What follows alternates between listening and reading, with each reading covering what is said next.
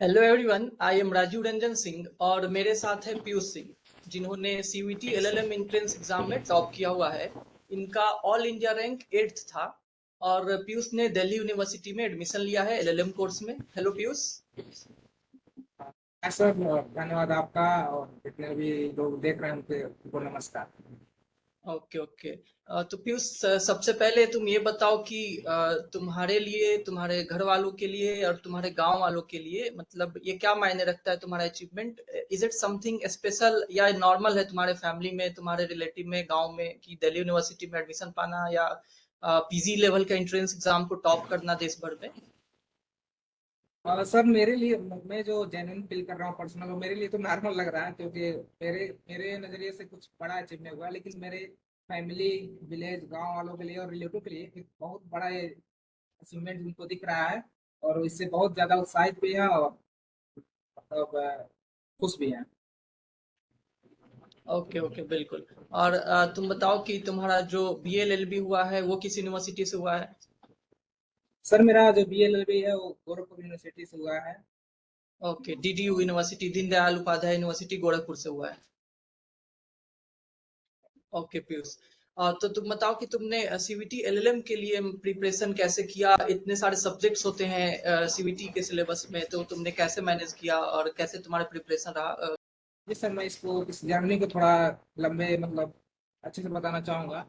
Sir बिल्कुल बिल्कुल। मतलब मेरा मेरा जो 8th सेमेस्टर का जो वो था एग्जाम था, वो शायद 8 जनवरी को खत्म हुआ था। और उसके पीछे मैंने जो सेमेस्टर के सब्जेक्ट थे बहुत अच्छे से पढ़े हुए थे। ऐसे अच्छे से पढ़े हुए थे कि एग्जाम में अगर मैं लिख के आ रहा हूँ तो मुझे फेल ना करने पर का वो मतलब वो था कि मुझे कोई फेल नहीं कर सकता है। भले ही नंबर कम मिले लेकिन मुझे कोई फेल नहीं कर सकता, इस नजरिए से मैं पढ़ता था। बिल्कुल। तो तो वहां तक मेरा कंसेप्ट क्लियर आता था कि मैं जो लिख रहा हूँ जेन्युइन लिख रहा हूँ, ऑथेंटिक लिख रहा हूँ। तो उसके बाद अब ये हुआ कि मैं जब सिलेबस इसका कलेक्ट किया तो मैं उसमें देखा कि बहुत ज्यादा सब्जेक्ट हैं। मैंने काउंट किया था, शायद 32 सब्जेक्ट थे उसमें।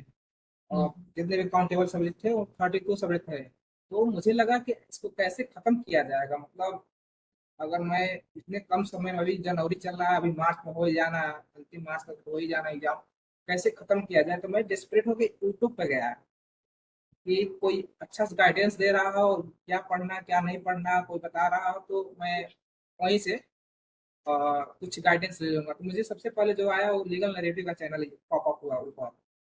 फिर वहां पर मैंने देखा तो अभी वो पिछले साल के जो AU LLM थे वही अभी दिखा रहे थे। अभी आप लोग तैयारी में थे, वो CUT का जो प्री कोर्स बैच था उसको लाने के लिए। तो मैं वहां से गूगल फॉर्म भरा और जुड़ गया।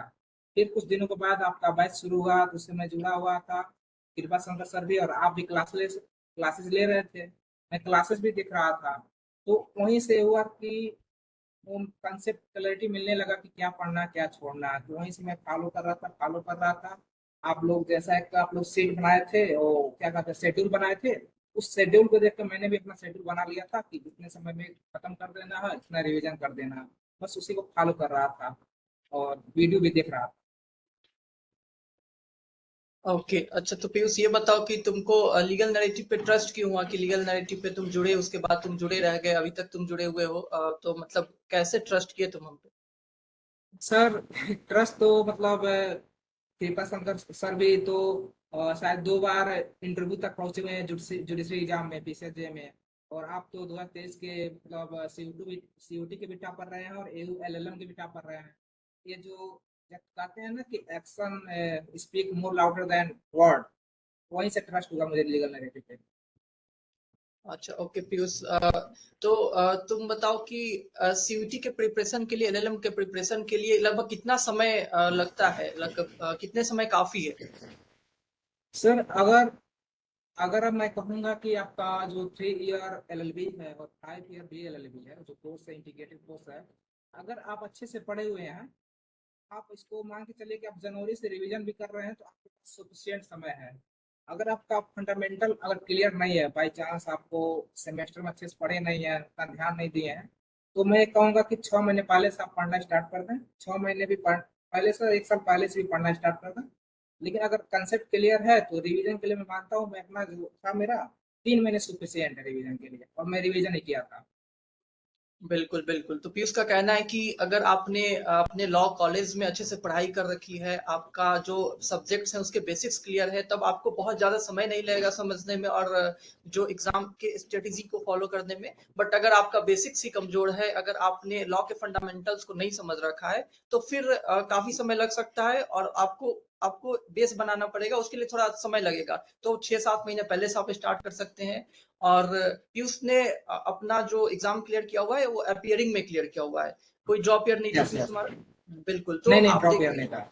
बिल्कुल आप देखिए कि इन्होंने अपीयरिंग में अपने यूनिवर्सिटी के एग्जाम्स के साथ और यूनिवर्सिटी के सारी इंगेजमेंट के साथ इन्होंने एग्जाम ना कि बस क्रैक क्रैक किया बस बल्कि टॉप किया हुआ है। बहुत लोग का यह डाउट होता है और बहुत लोग कंफ्यूज रहते हैं कि एग्जाम के लिए पढ़े या इंट्रेंस एग्जाम के लिए पढ़े या अपने कॉलेज के एग्जाम के लिए पढ़े अपने यूनिवर्सिटी के एग्जाम के पढ़े। तो आपको वो बैठाना पड़ेगा, दोनों में बैलेंस बैठाना पड़ेगा और दोनों आप कर सकते हैं।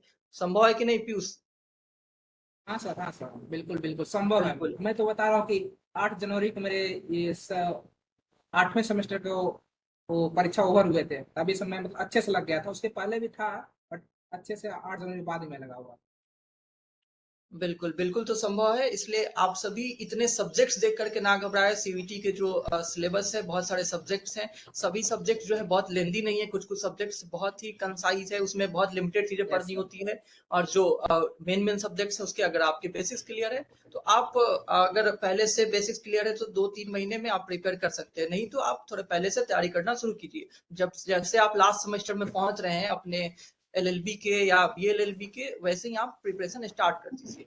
तो पीयूष तुम अगले साल के जो एस्पिरेंट्स हैं उनको क्या सजेस्ट करना चाहोगे 2026 में जो देने वाले हैं CVT LLM entrance? Yes sir, मैं उनसे सजेस्ट करना चाहूँ कि अभी से वो अपना प्लान करना शुरू कर दें। अभी से मैं ये नहीं कर रहा हूँ कुर्सी में तो बैठ जाए उसके लिए। अगर समय है तो बैठ सकते हैं, अच्छी बात है। बट अभी से प्लान करना शुरू कर दें। प्लान मतलब ये है कि स्ट्रैटेजी बनाना अपना शुरू करें, क्योंकि अगर स्ट्रैटेजी सही रहेगा तो थोड़ी सी पढ़ाई में ज्यादा अच्छी हो जाएगा, और स्ट्रैटेजी ही नहीं रही तो हम लोग हार्ड वर्क करेंगे but उसका कोई गेन नहीं होगा। और मैं इसके साथ ये भी कहूंगा कि जो मेजर लास्ट सब्जेक्ट है और जो माइनर लास्ट सब्जेक्ट है, जैसे आपने पढ़ाते दौरान मुझे कहा था, मुझे अच्छे से याद है कि अगर आप किसी सब्जेक्ट को छोड़ रहे हैं, उसका आप बैकग्राउंड जान लीजिए, वो एक कैसे आया, और उसके बाद उसका ऑब्जेक्टिव अच्छे से पढ़ लीजिए। क्योंकि मैं भी इस ईयर जो एग्जाम लिया था, उसमें इन्वायरमेंटल लॉ में वाटर एक्ट और यहाँ पे राइट टू इंफॉर्मेशन में ऑब्जेक्टिव से डायरेक्ट क्वेश्चन आए थे। और ऐसे क्वेश्चन आए थे कि आप एलिमिनेट करके आसानी से उसका आंसर कर सकते थे। तो मैं यही कहूंगा कि इसको बांट लें, मेजर लॉ और माइनर लॉ। मेजर लॉ थोड़ा बेसिक अच्छे से क्लियर करना, और जो माइनर लॉ उसको वही है कि उसका बैकग्राउंड और ऑब्जेक्टिव अच्छे से पढ़ना है।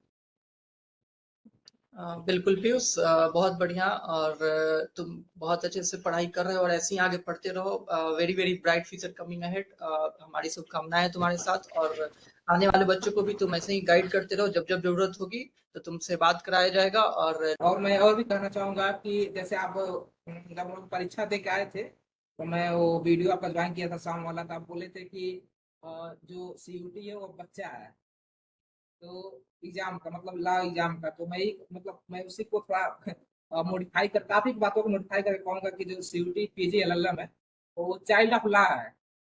जैसे लीग ऑफ नेशन को चाइल्ड ऑफ वार कहा जाता है, वैसे भी जो है सीयूटी और चाइल्ड ऑफ लॉ है। तो मैं ऐसा इसलिए कह रहा हूँ कि क्योंकि जो भी अगर 3 ईयर 5 ईयर, नो डाउट कि कुछ क्वेश्चन मान के चलते हैं कि 10 क्वेश्चन डेप्थ में पूछ सकते हैं, लेकिन जो बाकी के 60 क्वेश्चन है, 65 क्वेश्चन है, वो एक कॉमन बेसिक लॉ अंडरस्टैंडिंग ही है।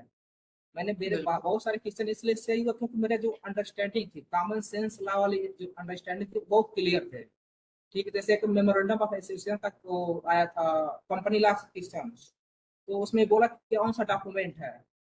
अगर कोई जानता है कि मेमोरेंडम ऑफ एसोसिएशन क्या होता है कंपनी लॉ में, तो आसानी से कह देगा हाँ एक पब्लिक डॉक्यूमेंट है, और 3 ऑप्शन को कंसीडर करना ही नहीं है। तो वही है कि मैं सबसे बड़ा इसी पे जोर दे रहा हूँ। फर्स्ट डे से जिस दिन मैं से एग्जाम देकर आया था, उसी दिन से मैं एक कर रहा हूँ कि सीयूटी एक कॉमन लीगल अंडरस्टैंडिंग है। अगर आपने अच्छे से पढ़ रखा है तो आपके लिए कोई बहुत बड़ा वो नहीं है, रॉकेट साइंस नहीं है। और नो डाउट कि वही है, मतलब 10 क्वेश्चन तो आपको डेफ से पूछेगा ही पूछेगा। तो ठीक है, और मेजर क्वेश्चन तो वही है, क्या कहते हैं कि मतलब, हाँ। और सर एक और मैंने नोटिस किया जब एग्जाम दिया था, तो यहाँ पे जो सीयूटी है वो एलिमिनेट करने के लिए मतलब बहुत ज्यादा वो देता है, फ्रीडम देता है, आप एलिमिनेट करके भी सही आंसर कर सकते हैं। और मतलब उसके ऑप्शन ऐसे होते हैं कि अगर 3 एलिमिनेट किया जाए तो चौथा ऑप्शन हम लोग अगर एग्जैक्टली नहीं जान रहे हैं तो वही ऑप्शन होता है 3 एलिमिनेट करने के बाद भी। मैं वो भी कहूंगा कि मतलब एलिमिनेशन मेथड से ही आप उसमें ज्यादा मार्क गेन कर सकते हैं। और वही है, वही कॉमन लीगल अंडरस्टैंडिंग होनी चाहिए।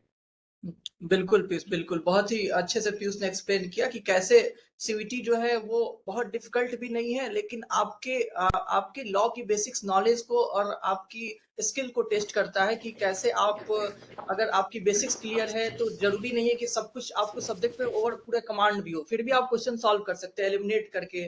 और बहुत जरूरी है कि सीवीटी एलएलएम को आप अच्छे मार्क्स से क्रैक करें, क्योंकि जब आप लॉ पास करते हैं तो ये एग्जाम आपको मिलता है। और अगर आपने इसमें अच्छा परफॉर्म किया तो आपको कॉन्फिडेंस भी आता है आगे के एग्जाम्स के लिए, क्योंकि बड़े बड़े एग्जाम्स अभी देने के बाकी होते हैं।